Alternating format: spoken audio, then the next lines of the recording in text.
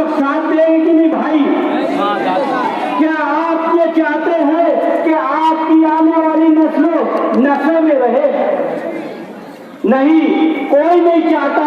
अगर ये 3 शराब खाना बंद हुआ है, एक थिएटर बंद हुई है मक्का और मदीने शरीफ में, जो ये आज के नजदी लोग जो कुफार बना कर रहे हैं, इनके खिलाफ ऐसा एहतजाज करना है कि हर गवर्नमेंट हिल जाए।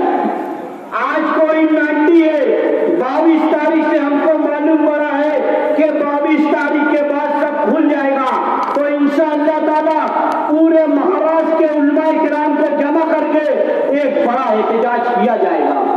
हम उस वक्त तक बोलते रहेंगे जब तक ये नजरी लोग मदीने शरीफ और मक्का शरीफ से शराब खाना और जुए के अड्डे नहीं बंद कर देंगे।